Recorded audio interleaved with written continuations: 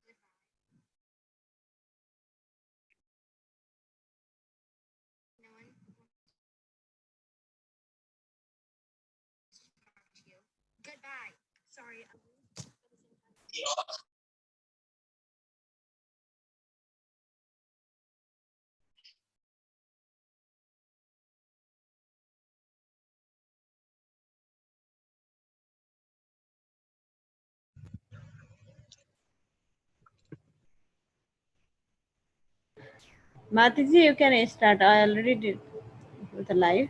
Yeah. Yeah, okay. Hare Krishna. Thank you so much, Mataji. Okay, Hare Krishna, everyone.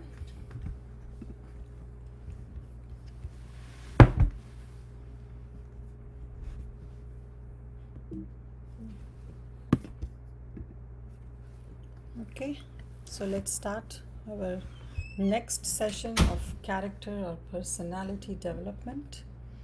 Hope my voice is audible to everyone. Okay, so, okay, let's start.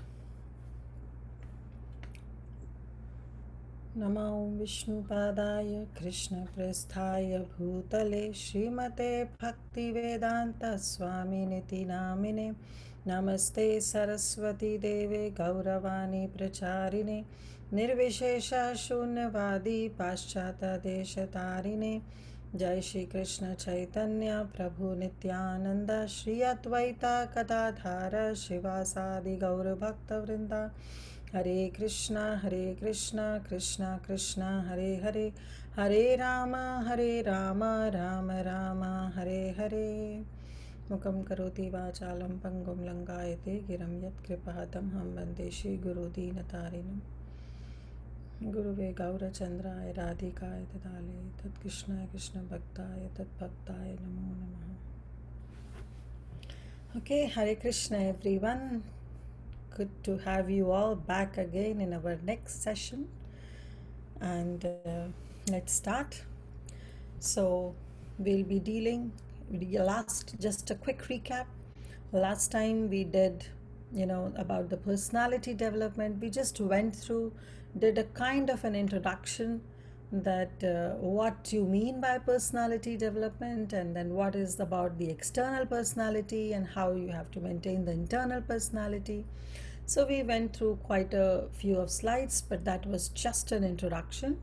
And today we will see, we'll rather, have an overview of how, how we can develop those inner personalities, because last class we ended that no matter how much we can work on our external features and our external bodily features, or the way we speak, the way we act, it all depends upon what we are from inside.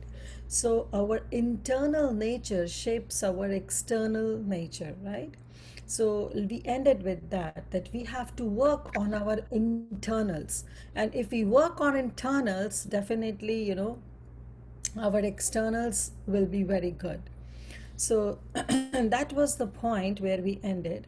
And now we'll go through that, we'll see how we can work on our internals, and that we'll see in the light of Bhagavad Gita, because Bhagavad Gita is such a subject matter that it's a words of Lord Shri Krishna himself, right? He himself spoke Bhagavad Gita. So it's such a practical, it's not something as somebody calls as an Hindu religion or Hindu book. It's quite practical and it solves our day-to-day problems. So definitely we'll just work on this in the light of Bhagavad Gita, that what Bhagavad Gita has to say about it.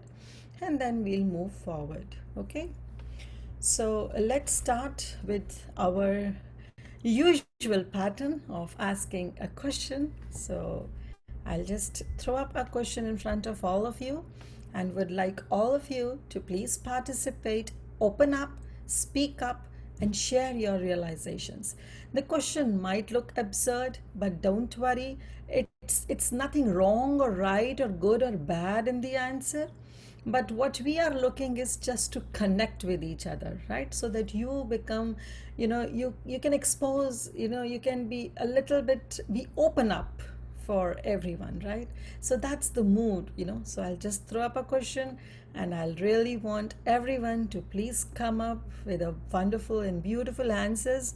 Again, I'll say there is nothing wrong and right, good or bad in the answer. It's just to throw up, just to have a conversation, kind of, just to make you all open up. Okay, so here is your question. If you could be any other living entity other than a human being, what would you be? Describe your normal one day in a few sentences. So just in few seconds, you can just say that what kind of other living entity you would be other than a human being, and what would you be? So anyone would start the conversation. Hare Krishna Mataji. Yes, Ashra, go ahead. I know this is like, I used to have this thought when I was really little, because I always like wanted to go with like the ocean and stuff. I kind of wanted to be like, an ocean animal maybe when I was younger. I don't know about now, but like, and I guess a few like days in the like a day in the ocean would probably like kind of swim through corals and stuff. I thought that would be fun. Just Very nice, Ashra. So nice. Thank you. Anyone else wants to Hare go ahead? Krishna Mataji. Yes, Kushi. Um, I would probably like Asara. This has also been like in my mind one since a long time. I always wanted to be a cow, something. Because every time I go to like any dham, any holy dham, I just love how they're so fortunate that they get to always reside there, whether it's New Vrindavan Dham or Vrindavan Dham. They provide milk directly to Krishna. Like if that was me, I would be so blessed.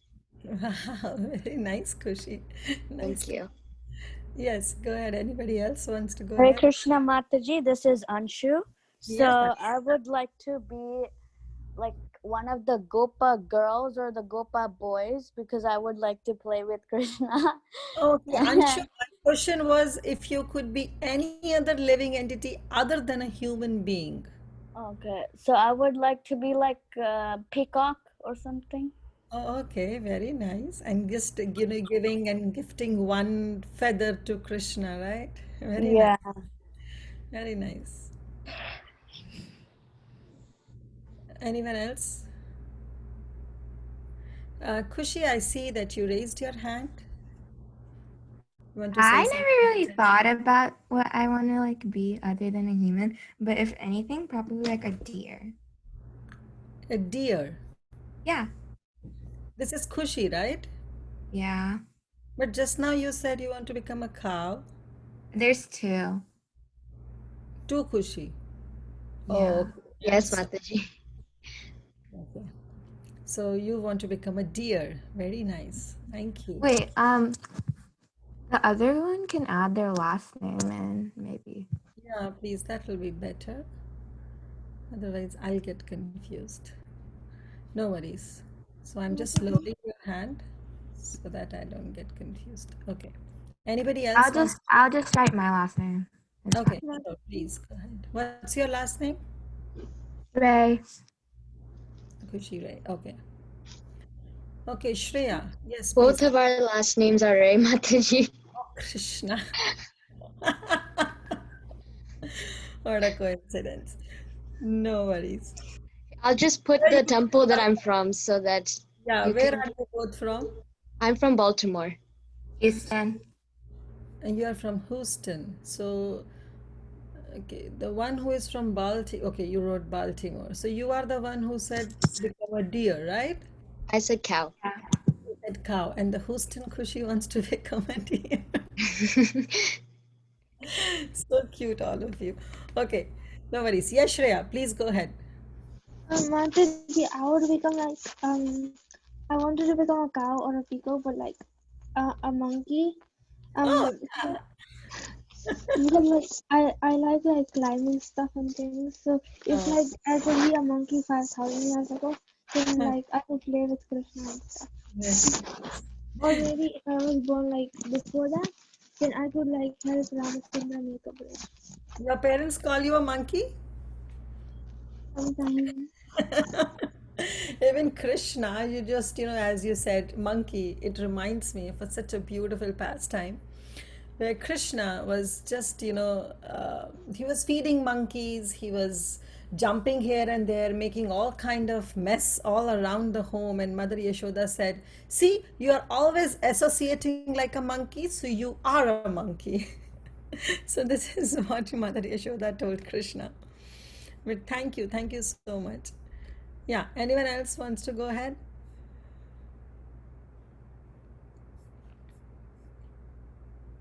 Okay, so I really like the way Anshu said because he turned on his video. So I really want everyone, while speaking, if you can turn on your video, that will be really helpful for me to connect with all of you. Okay.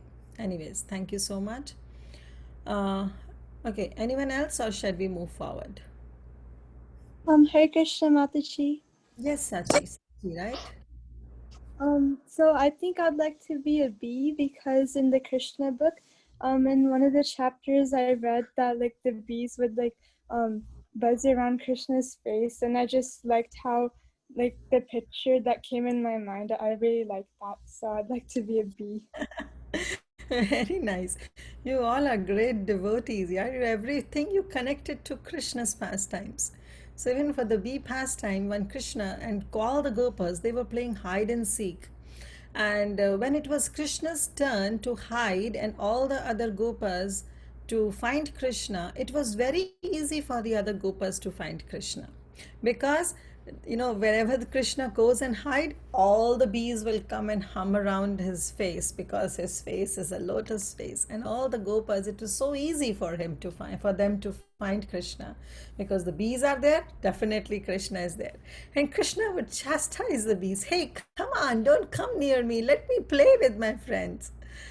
So this is another such a beautiful pastimes Krishna has with each and every living entity. So thank you so much. Anyone else wants to go ahead? Okay, then let's start. So what we will be doing now, yes, Ranju, you want to say something? Hare Krishna. Yes. Today is cooking class, right? Wait, really? It is? I didn't know. No, no, Mataji. No. You are not in the group, Mataji? Today is my first day. Oh, okay. Okay. Yeah. Are you in the group? Our 14 years plus group? This class is for only kids or for adults? Adults, yeah. Adults means 14 plus kids. Oh, I'm a housewife and now I'm 28 years old. Can I join this class? Oh, yes, please. Yes, You are yes. more than welcome. Thank you. Thank you. Not cooking class. Mataji is taking a personality development course. Yeah. Okay. It's a personality development session, but you are more than welcome, Mataji. Please. Okay? You can join Thank you. us. Yes, thank you. And so sorry to depress you that today is not the cooking class. Actually, I joined the last week, and at that time, this was a music class, Yeah. So we and do it an alternate thing. So you are in the group, you'll get the updates in the future, okay? sure. Okay, thank you. Can you put your number, Mataji, in the chat box? We'll put your name in the group. Yeah, please, math is good. Sorry. Yeah, no worries. So Ranju Mataji, put your number and your name in the chat box so you'll be Sure, added in the WhatsApp group, okay? sure. Thank you. Okay, kids, so let's, Now I can I write in chat box? yes, please go ahead. Okay. And then at the same time, please mute because, if you're not speaking, that will be really helpful. Sure. Okay. Okay, kids, so we'll move forward. So, very, very wonderful answers you gave, and thank you for opening up and starting this wonderful session. We'll move forward. So, here we will be dealing about the spiritual scientist, and that is to discover yourself. So, that is very much important when you are facing the material world outside. You first have to discover yourself. And in that, what we'll be dealing out, I'll just, summarize and just tell you in short what we'll be dealing throughout this whole session. So first we'll be doing about the introduction from Bhagavad Gita. This is, I'm talking about the first book. So this personality development has 4 books. Last time we did. And the first book is The Spiritual Scientist, in which various chapters are there. Okay, so in The Spiritual Scientist, first we'll be dealing about the introduction from Bhagavad Gita. We'll be doing just the basic things. Then we'll see how we have material problems and how we have to connect them and find spiritual solutions to all those material problems. And then we'll be seeing the getting the eyes of knowledge, different ways how to accept the experience or knowledge. And then the 4th chapter will be the Vedas, the privilege of humanity. And the 5th is the science of soul. And the 6th is the different platforms of worship. So this is what we'll be dealing all those in the only in the first book, and that is The Spiritual Scientist. Okay. So don't get bewildered by these topics, because these topics, though they sound quite philosophical, but it will be quite practical, okay, so that you can connect to your day-to-day life. It will not be something theory that I'll be quoting verses from the Vedas and which you have to memorize and then you have to connect to it. It's nothing philosophical. Yes, philosophy is definitely there, because without philosophy there is no basis. Philosophy is very much needed, because then only you will be able to train your mind, your intelligence. But it will not be such a deep philosophical thing that you get bored. Definitely everything will be practical so that you can understand. Shreya, I say your raised hand. Do you have any question right now? I just wanted to say something, Mataji. Yes, please go ahead. I was hearing a lecture and it said that if you find material solutions to material problems, then you will get more problems. But if you find spiritual solutions to material problems, then you will get more solutions. Yes, very good. So that's true. But we'll be dealing that later on. Today is not the subject matter what we'll be dealing with. Today we'll be just dealing about the introduction of the Bhagavad Gita and doing some basic things about it. Okay? Thank you, Shreya. Okay, so what is the introduction to Bhagavad Gita? You all are quite exalted devotees, and you are from the devotee families. I don't need to go through a lot, but just, in a gist, I like to tell you about what is Bhagavad Gita, why the Bhagavad Gita was spoken, to whom it was spoken, and what was the platform on which it was spoken. So 5,000 years ago, there was a Kuru dynasty. The Pandavas and the Kauravas were there, where we saw that it's a kind of a historical background that I'm planning to give. So Dhritarashtra was blind, and he was spiritually blind also. He was so much attached to his son Duryodhan, that he wants to just give up everything for Duryodhan's sake.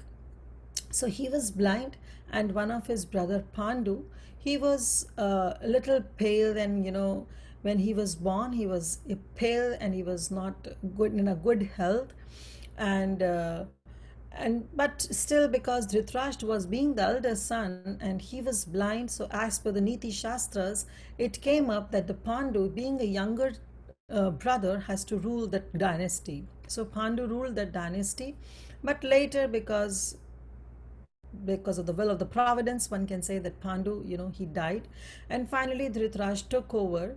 And it was suggested that till the time the Yudhishthir who was born, he can grow up and he can take up that position of being a king. Till that time Dhritarashtra can rule.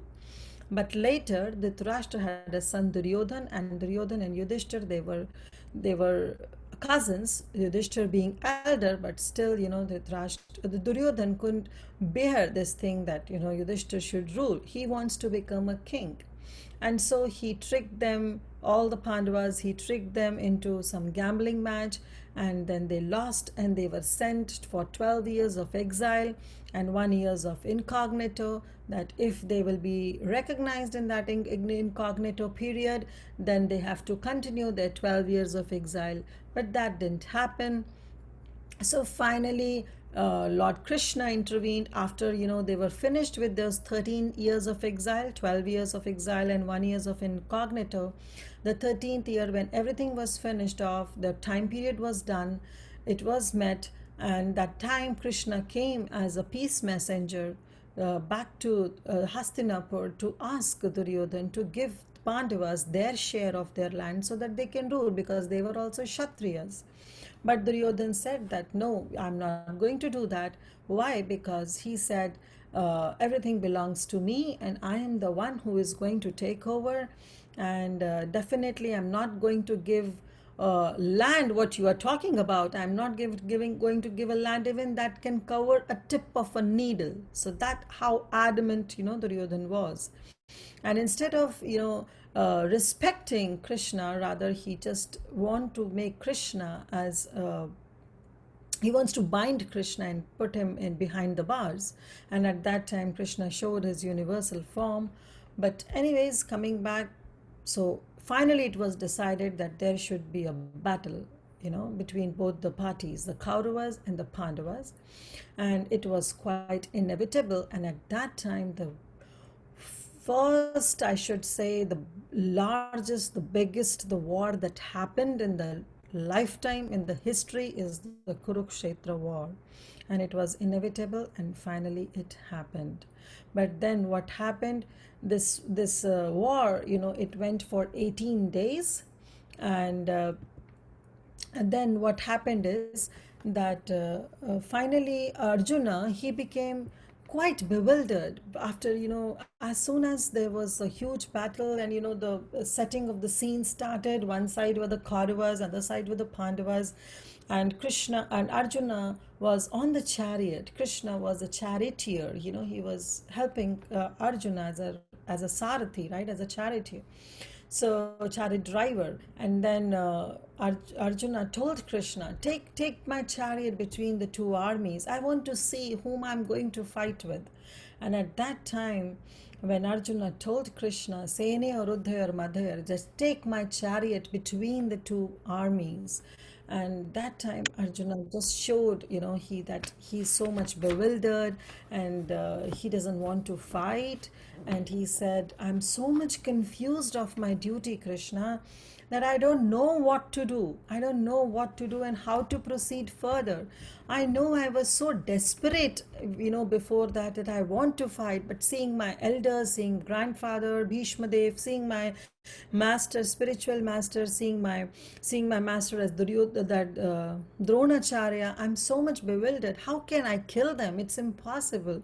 It's good for me to go and beg, rather fighting with them, because I'll incur so many sinful reactions. So he gave couple of excuses, and he said, even if I kill them and if they be killed, then with whom I'm going to enjoy, right? This is the tendency of a human, that when they get something, naturally they want to share it to their friends, to their relatives. So Arjuna said, even if I win this battle, so what? Everybody will be killed. Whom I'm going to share my enjoyment with? So what's the use of fighting this? Rather, it's good for me to go to the forest and beg. So he was giving, and then he said that I'm going to kill them. Definitely, I'm going to incur some sinful reactions. So these were, back and forth, some thoughts were coming in Arjuna's mind, which were, kind of excuses that he was giving to Krishna, that I'm not going to fight.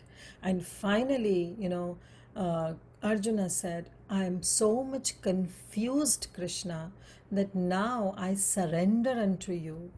You were as my friend, you were as my cousin, right? But now I accept you as my spiritual master, and I am your disciple. Please accept me as your disciple and instruct me. What is my duty in this part? So here the point comes that 5,000 years ago, when Arjuna was in such a bewilderment state that he was so much confused of his duty, what to do and what not to do, he approached Krishna as a spiritual master. So this is very much important in our life also, because we also face so many difficulties every day, day to day, activities. We have so many difficulties, so many problems, to which we also get confused that what to do next, now what to do. And at that time, our scripture says that we should approach our spiritual master, we should approach to our seniors. If you all are kids, then you all should approach to your parents, who are just like your spiritual masters. They are the one who can guide you, because they have experienced what you all are going through. So that is why it is very, very important for the kids to connect with their parents, or to their uncles, or to aunts, somebody senior, or to the mentors. It's very, very important. Sometimes, especially in your age, teenage, this is such a age where teenagers, they think that now they have grown up, and because of some hormonal changes, they feel like that yes, they are quite, they think themselves to be independent, which is good in one sense. I'm not saying that you should not have that kind of feeling, but that is very, very important to understand that actually our cause of suffering is because of this independence. We also want to become independent, and that's why we are here in this material world. Had we would have been this tendency of becoming dependent on somebody, we would have been in in the spiritual world. Why? Because everybody in the spiritual world is dependent on Krishna. At that time, we thought, oh, I want to become independent, and Krishna said, so be it. And then he sent us to the material world, and this material world is dukhalyama shashvatam. Every day there is some suffering. So this is my humble request. The first lesson that you should underline and imbibe in your minds, that please, independent, thinking that you are independent to a certain extent is fine, because you all are teenagers. But at the same time, I'll request you that please don't be so independent that you lose the dependence of your parents. So which is very, very important. You should be dependent on the parents, and you should think that your parents are your masters who are going to guide you. Really, they are not your enemies. Even if they chastise you for the right thing. So that, because they are experienced, right? They have all gone through your ages. So how can, they'll not be able to guide you in any of your problems? Definitely they will be. Because of their experience, they can guide you. No matter, there might be some kind of generation gap, but still approach to your parents and just take guidance from them. They are the right people who are going to take you onto the right path. So that is very, very important. So that's my request from all of you, that please go ahead with it. And just try, even if you're not able to connect now, from now onwards, try to connect it to your parents, and you will find a huge difference in your life. So coming back to our topic, so Arjuna finally, he said, I'm confused of my duty, Krishna.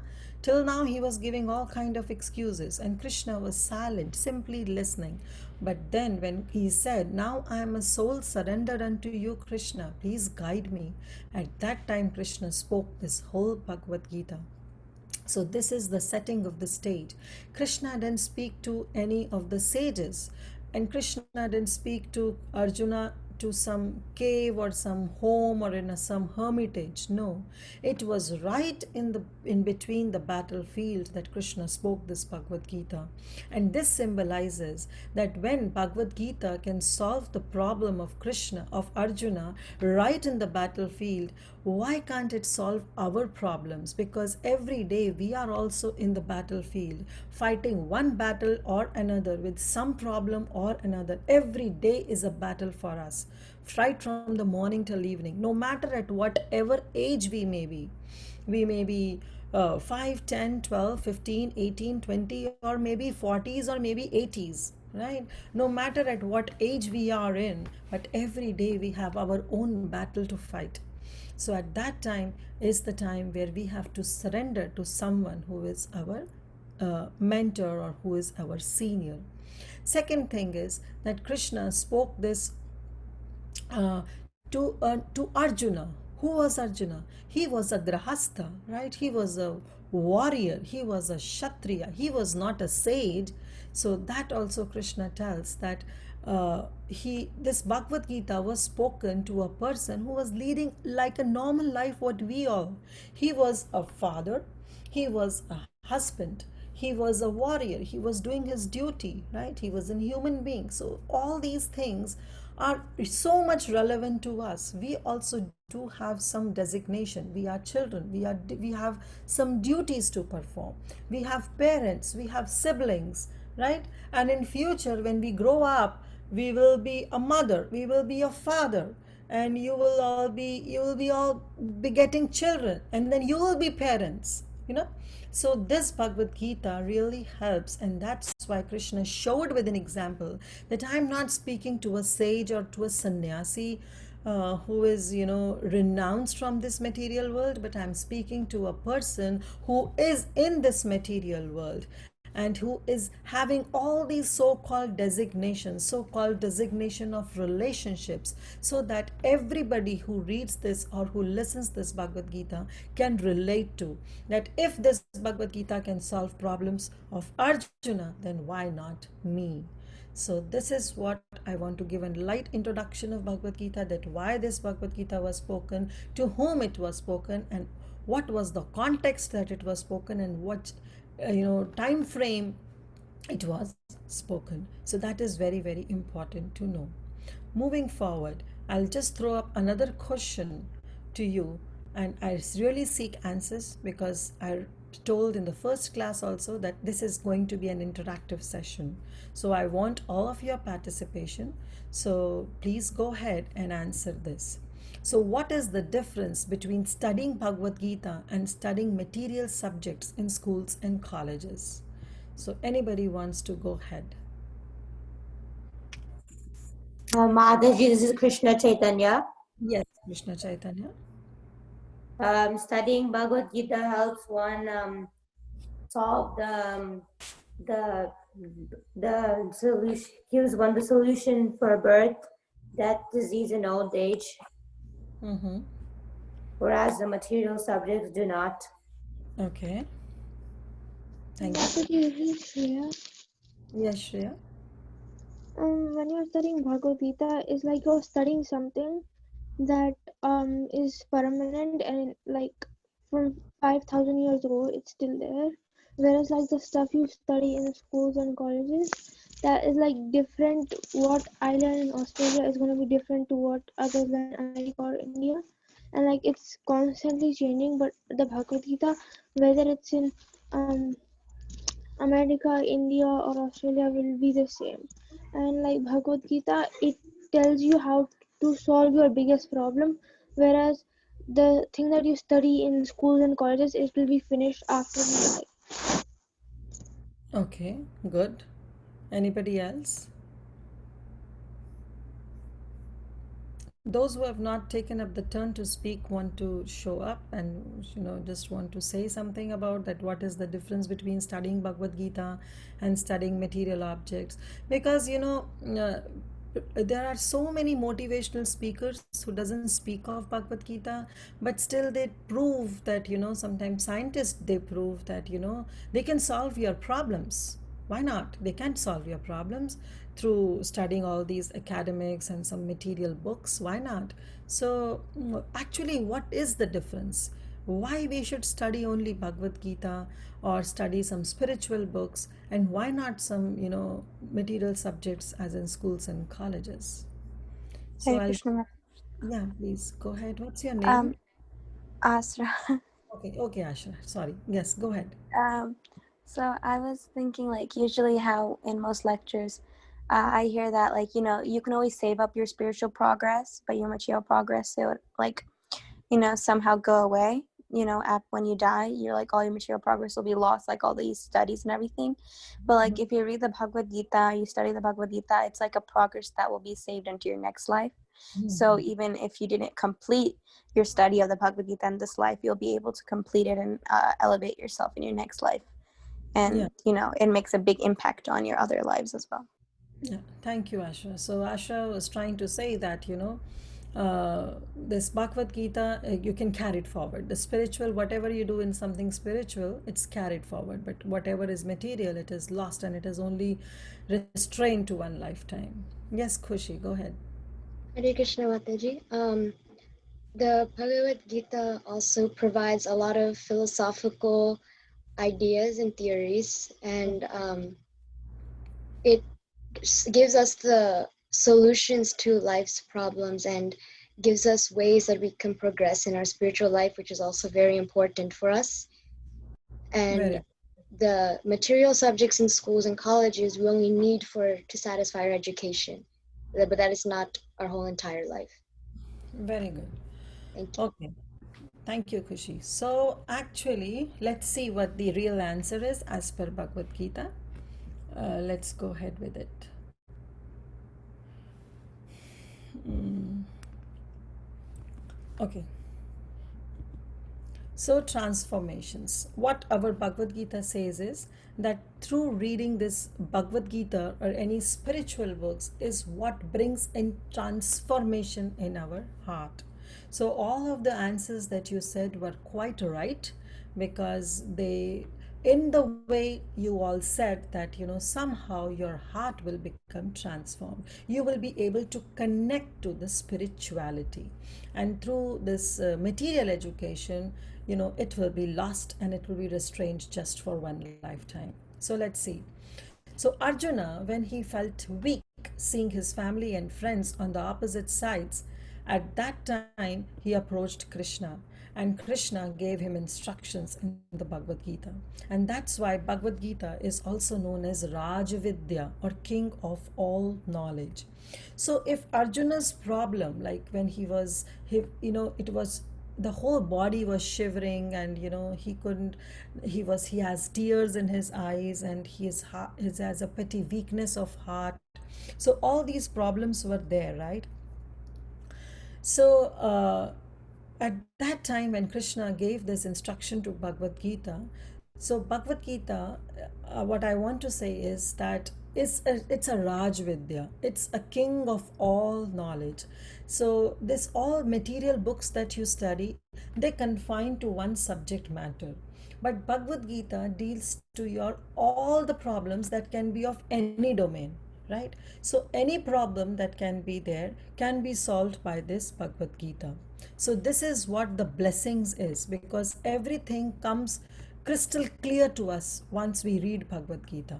And that's what our mood is, that once you are finished with the whole of the presentations of the whole of the spiritual scientist book, then you will be able to have a clear and crystal understanding that what your problems are, how you are going to deal it, whom you are going to approach it, and how you are going to come out of it. Okay, so this is what is a blessing that is being uh, given because of this Bhagavad Gita. The Bhagavad Gita itself gives how to get out of our sufferings. So why it is known as Rajvidya, the king of all knowledge, is that because it gives the answer to all our wonderful questions. And what the questions are, that who are we? That is the main question that a human being should ask, that who are we? And uh, who is Krishna, why we are here, why we are suffering, why sometimes we feel happiness and the other day, a lot of miseries comes up and our all enthusiasm goes down, and why someday are so enthusiastic that we want to do everything, and who is Krishna, what is my relationship with him. So these are certain, what do you say, the questions that can be asked, which gives the answer, which is given the which and Bhagavad Gita actually answers all these questions. So this is actually because it brings out a transformation within the heart when thoroughly studied and implemented. This line is very important. Just reading Bhagavad Gita is not the solution. Like, I'll just give you an example. Once Srila Prabhupada was sitting with all of his disciples, and the disciples came, and one of the disciple was there, and Prabhupada said, "So, are you studying Bhagavad Gita?" So the disciple said, "Yeah, I'm reading your Bhagavad Gita." Prabhupada said, "Are you studying Bhagavad Gita?" And he said, "Yes, Prabhupada, I'm reading your Bhagavad Gita every day." Prabhupada said, "Listen to my question, what I'm saying. Are you studying Bhagavad Gita?"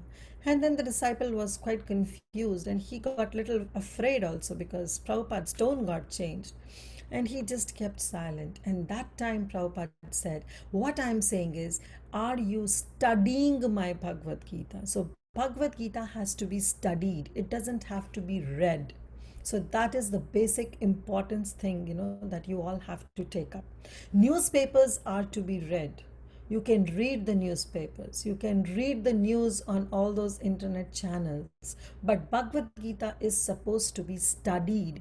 How you study your books, where you take some notes and you just reflect on those notes. So that is what it means, studying, right?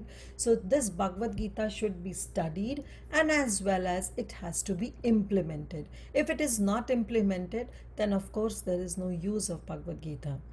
That is why it is said that don't learn the Shastras, live the Shastras.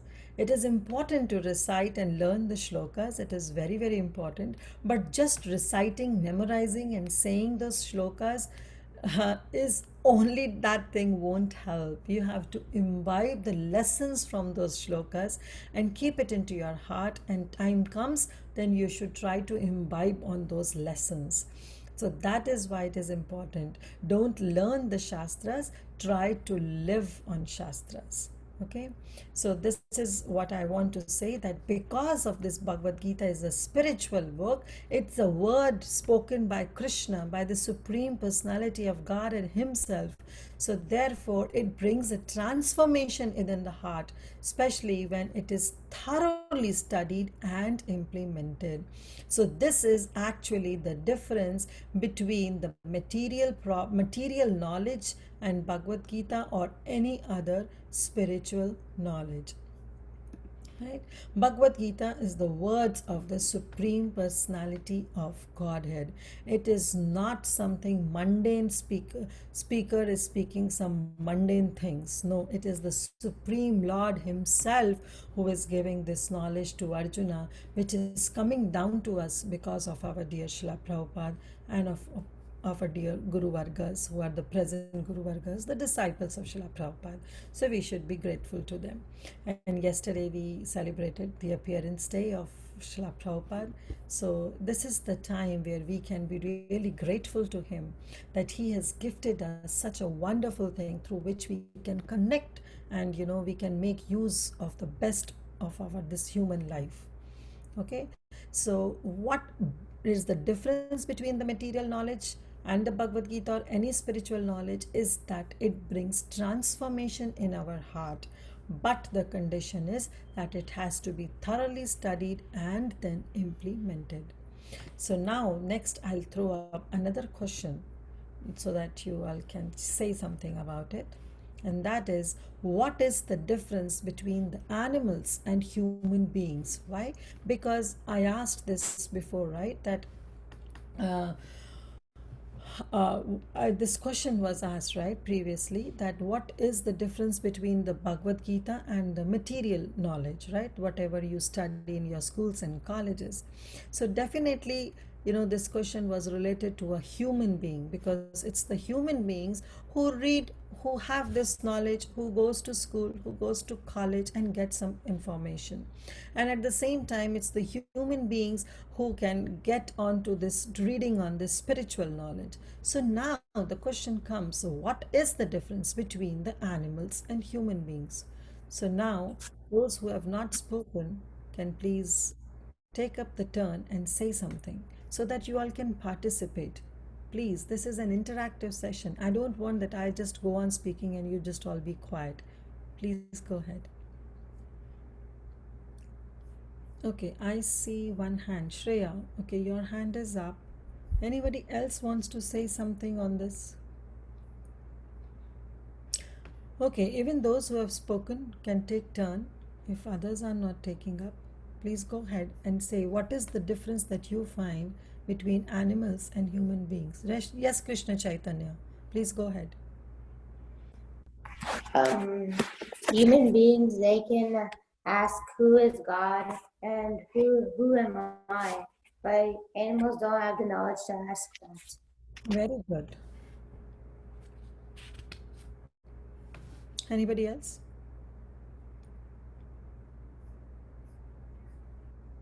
Hey Krishna Mataji, the difference between humans and animals is that humans have the ability to think. Okay, but don't you think that animals also have the ability to think? Okay, let's go with it. How are you special? How are you special being a human being? Animals and humans do. What do? They eat, they sleep, they mate, and they defend. So these four qualities are very much same in human beings and animals. Now someone or scientist can say that reasoning or rational thinking is there in in humans. But even the dogs and cats also have a rational power, don't they? The four propensities indicate signs of reasoning animals. Have you seen a dog, a stray dog, when it comes near you and you say, hut, hut, it moves away. So that means even the dog has that reasoning power, that he is able to connect with you, that you don't want him to be near you. So when you say hut, hut, he just moves. In whatever language you say, just through your body language, the dog understands that you don't want him to be near you, right? So he moves away. The cat, all the animals, they are so intelligent. Let's see how what's special about this. Can you compete an elephant in eating? How much an elephant can eat? Can any human being compete with an elephant in eating? Can anyone can compete with an eagle in seeing some objects which are far away? No, they are quite intelligent. All these, they're some intelligence is in there indebted in the animals by Krishna. They are very intelligent. Can anybody compete with a dog in smell? Can anybody compete with a horse or cheetah in athletics and running? Nobody. They are quite intelligent animals. What to talk about just these animals? There are some fishes in the water, in the ocean. The way you can just Google it and see the way they make the beautiful designs on the sand, on the bottom of the ocean. It's unbelievable. It's amazing. So how this is possible? It's because they are also bestowed with a certain kind of intelligence by Krishna. Okay, I'm seeing a lot of raised hands, which is little bit, uh, disturbing me in saying that, okay, let me take up what they want to say. Yes, Ashra, you have to say something. Yes, Mataji. So I was listening to a lecture one time, and this really struck me. So when we can see that humans have been able to advance in civilizations from such a long time ago, before we would a long time ago we live in we had no technology and everything, and slowly we're advancing in such a way that we make the world comfortable for us to live in. But we see animals, they haven't kind of, what do you call, evolved in any way. They've just stayed the same for so many years, you know. So I guess Krishna gave us the intelligence to advance, and uh, advance in civilization and kind of create an environment for us and to understand God. And we're able to, like, because of the intelligence, compared to animals, we are able to, I guess, humans not populate the world mostly, but they kind of just take over the entire world in a sense. And other animals, because they don't have like the propensity to evolve and have like that intelligence to create new ideas and generate new stuff, they're not as advanced. Okay, Ashra, I got your point. But my another question is that what's the use of such civilization or such so-called advancement? Yes, I do say that, so many advancement has been made that, there is a big skyscraper and on the top of maybe the 50th floor or the 70th floor on a revolving restaurant, you are there and you are eating. So this is an advancement, right? But still you are eating. What activity you are doing? You are eating in a civilized way. Even the dog or any other animal is eating. Maybe that animal is not eating in a civilized way, or maybe just on a street and not on the 50th or the 80th floor in a revolving restaurant. But still, the process, the activity is same, is eating. A human, a civilized human, may be sleeping on such a nice, cozy, comfort bed, and the dog on a street can be just sleeping on a street. But still the activity is the same, sleeping. So that is the point, that the eating, sleeping, mating and defending is the same. Now, as you said, the spiritual advancement, yes, humans have been bestowed that they can spiritually advance. Like now we have fast food, we have fast internet, we have computers, we can do what not, building skyscrapers. But what's the use of it? After all, it's this the real advancement? So let's see, like, is this what the real advancement we are looking for, that the difference between the human beings and the animals? So let's see what actually I'm trying to say. That yes, in all respects, eating, sleeping, mating and defending animals is on a very high civilized way in the humans, but not in other animals.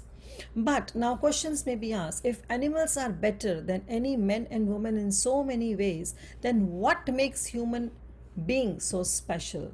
And that is what comes, is that this is the very famous verse from Mahabharata, that is ahar nidra bhaya maithum cha sannimam etad pashubhir naranam dharmo hi tesham adhiko vishesho dharmena hina pashubhi samanaha.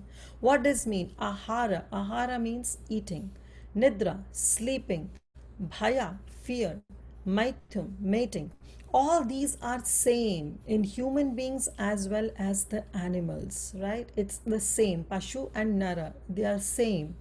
But dharma hitesham adhiko vishesho, it's only the platform of dharma where one knows his eternal dharma. Here I'm not saying your material dharma of being a student. Your dharma of being a student is to study.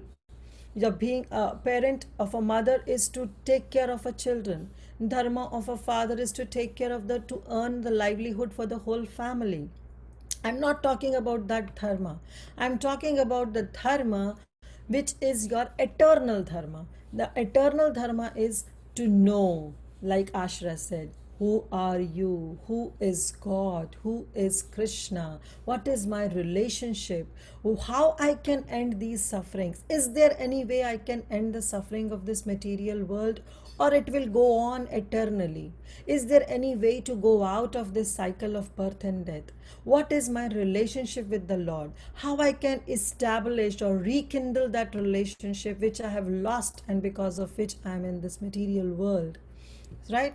So if that dharma is absent, if the sense of that dharma is absent in that human form, then dharmena hina, that hina means it is devoid. If that is devoid, then pashubhi samana, then we are just like two-legged animals. So there is no difference between a human being and an animal if we don't understand these important points, that who are we and who is Krishna?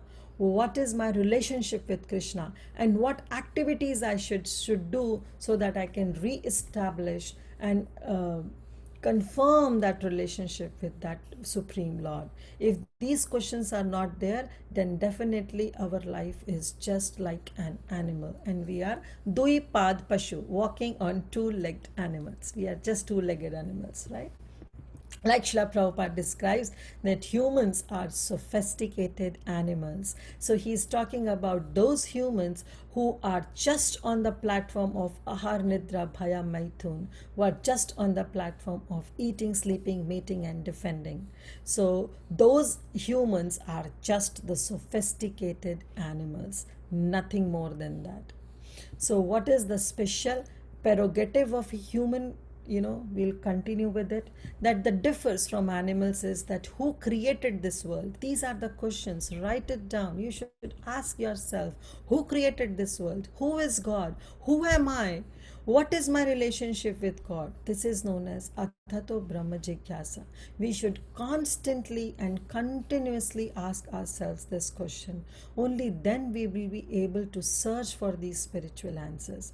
Otherwise, there's no difference. If we are also eating just in a civilized way, we are also sleeping in a civilized way, we are also defending ourselves in a civilized way, then we are not better than any other animal. But if we want to really make use of this human form of life, which is so rare, then yes, definitely you should ask this question, that why are we, why I am here in this material world. And then when you get the answer, that's going to help you to shape your future.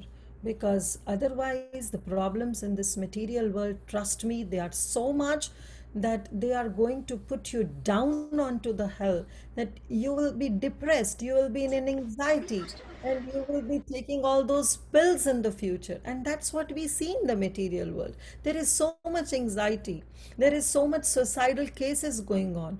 Why people commit, why teenagers commit suicide? Because they are not able to find the solution of their problems, they are not able to find the connection with the Supreme Lord.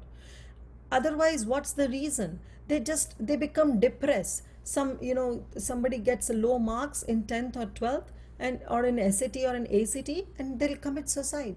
What's the use? The life is not finished, right?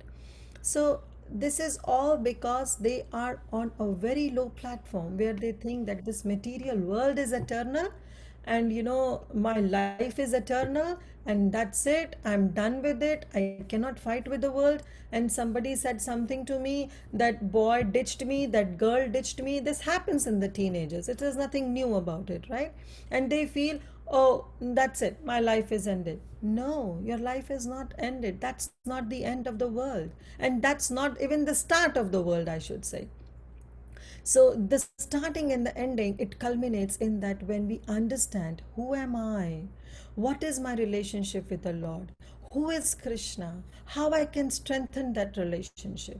That is what is Atato Brahma Jigyasa. Why am I suffering? What is my actual destination? One should know one's destination is what's one's destination is. So human form of the body, this is from the Shrimad Bhagavatam. You always can refer, those who are really want to be dive deep into philosophical conclusions, they can note down this verse, where it is said that the human body is a kind of a boat.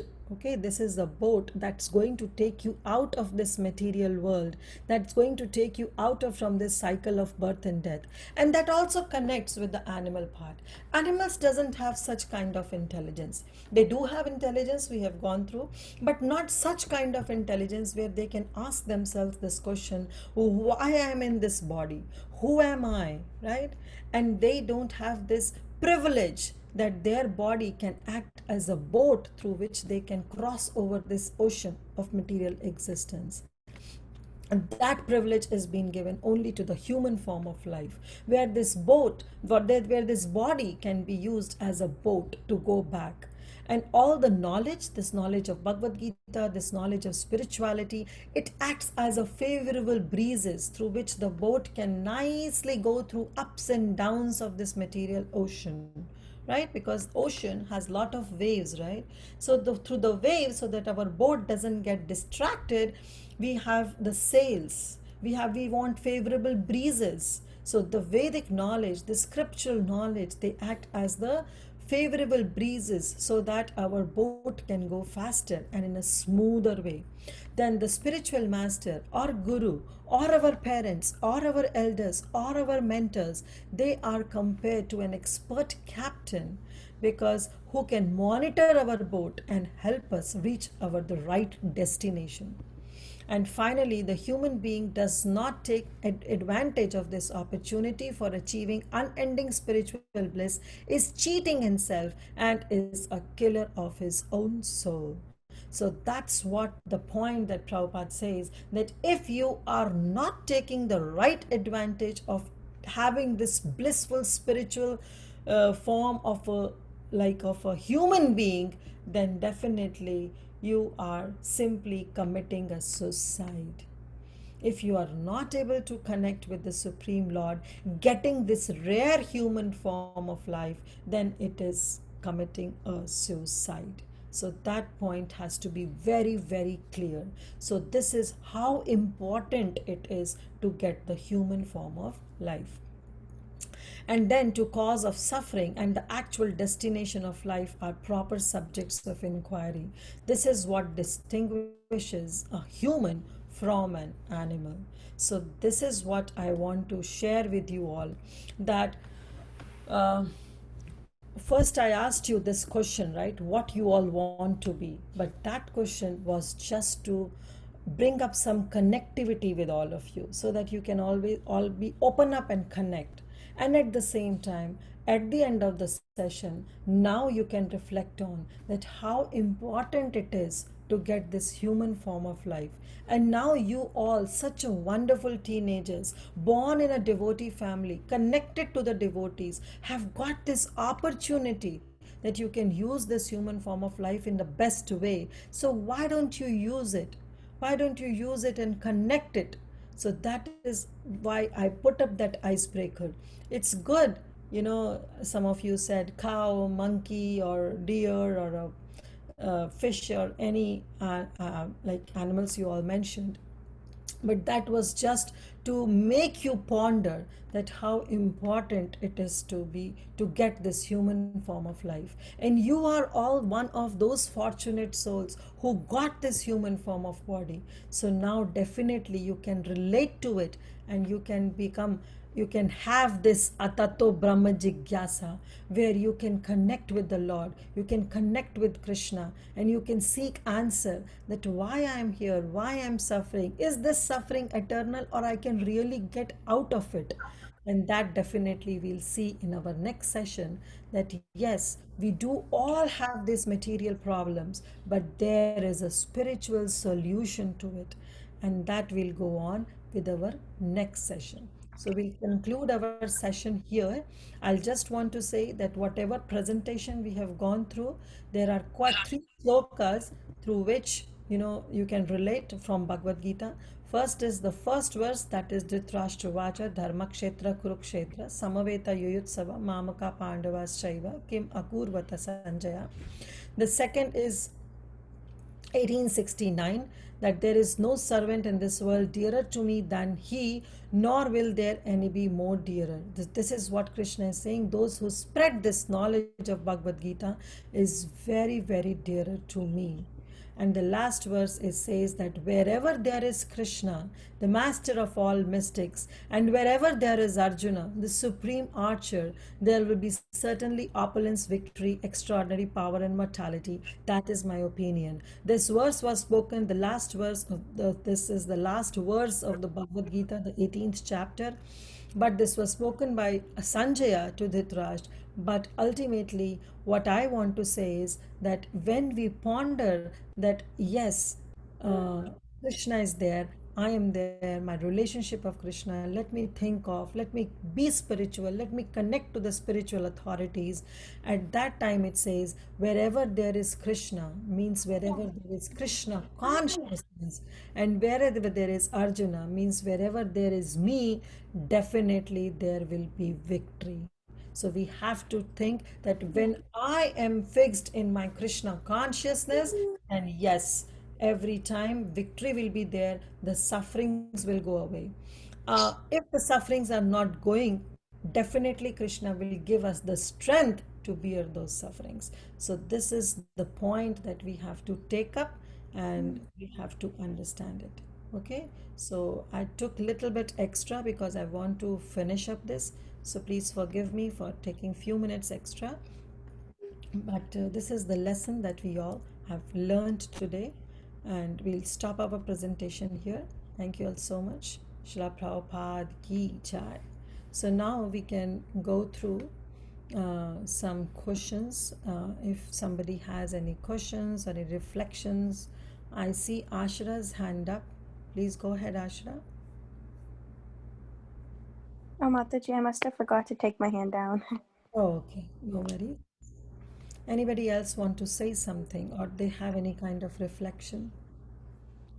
Hare Krishna Mataji, thank you for that nice class. I actually have like all the things that you told me you told us. Like I have all those situations like in school and with my friends, and so thank you for teaching me what to do like when that uh, situation happens, or like how to like Very uh nice. You said the like right how thing. to how to like take my step, or like how to do what to do when that situation occurs in my life, like Yes. so thank you Mataji. Today's lesson was not actually what you have to do, because that will go in our next session where we'll see there are some spiritual solutions to the material problems. But right now, today's session dealt with that yes, whatever you have, please approach to your spirituals, please approach to your elders, and especially my request to everyone with the folded hands that please, please, please try to connect with your parents. It is very, very important. Those kids who are very close to the parents, I can tell with my experience that they are successful kids. They are really successful. So connect to your parents, even if you are at a teenager, you are in 90s or 20s or 25, or till the time at least you are not married, please connect to your parents so that they can guide you on to the right path. So that is very, very, very, very important. Thank you. Yeah, thank you Mataji. Anybody else want to say something? Hare Krishna Mataji. Hare Krishna, Um, Krishna. Thank you for the nice discussion and lesson today. Um, Actually, in our temple, we have also discussed what distinguishes animals from humans. We talked about the different levels of life, going from aquatic life all the way up to humans, and how humans possess the cognitive abilities, which is not seen in the other animals. So we have many reasoning and language abilities that can help us inquire on who God is and who created this universe. So thank you, Mataji. Very nice, Kushi. So, just to reflect on what Kushi said, just make it a point that these are the four questions that, if we get the answer, then yes, we have attained our spiritual position. First is, who am I? Who is God? What is my relationship with that God? And the fourth question is how I can strengthen that relationship. These are the four questions that deals with Atato Brahma Jigyasa. If these questions we ponder upon, then definitely we'll make advancement in our spiritual life. I'll repeat, who am I? Who is God? What is my relationship with the Supreme Lord, and what activities I should perform so that I can strengthen that relationship. So, this is the basis of our Krishna consciousness. These questions are the basis, are the foundation layer of our Krishna consciousness. So, you should always, keep pondering upon these questions. Thank you, Kushi. Anybody else want to say something?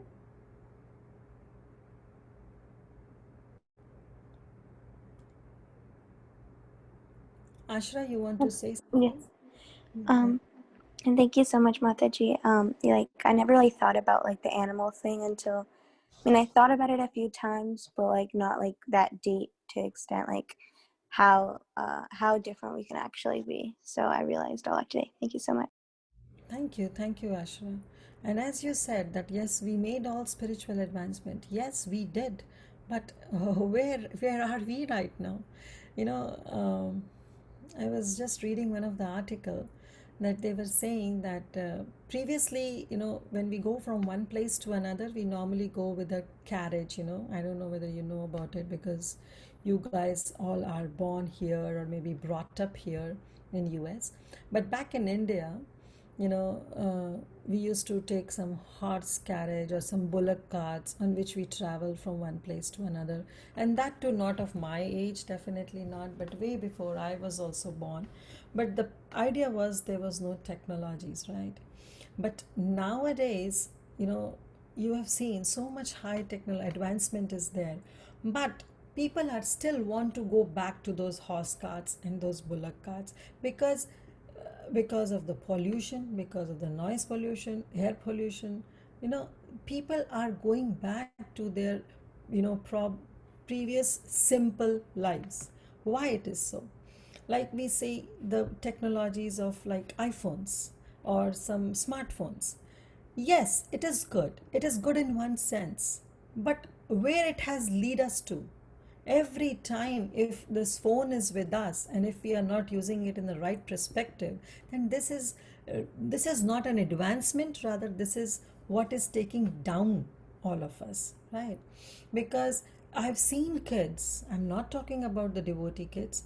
Yes, some of the devotee kids also, I should admit, that they are constantly on their phones. Every time their eyes are on the phones, every time.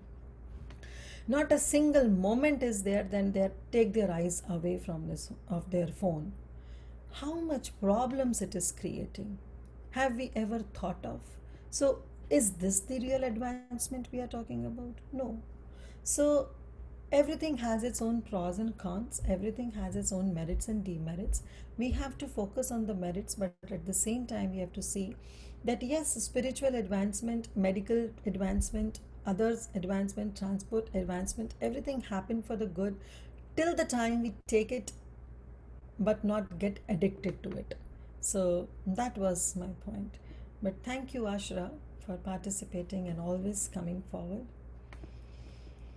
I saw one hand, another Gehna. I'll take that last question and then we'll end up. Gehna, you had a question? Oh, Mataji, I lowered my hand afterwards. Oh, okay. Do you want to say something? I don't really know. No. Okay. No worries. So thank you all so much. Thank you so much for all your wonderful participation. Trust me, your participation is bringing a lot of enthusiasm and in me, and you all guys are inspiring me also. And I'm really grateful to all of you. So we'll stop here and we'll meet maybe 2 weeks after. Till the time, have a wonderful Krishna conscious weeks ahead. Hare Krishna. Srila Prabhupada ki jai. Jay. Thank you, Mataji. Jay. Mataji. Jay. Thank you, Mataji. Thank you. Thank you, Thank you, Mataji. Thank you, Mataji. Thank you, Mataji. Mataji.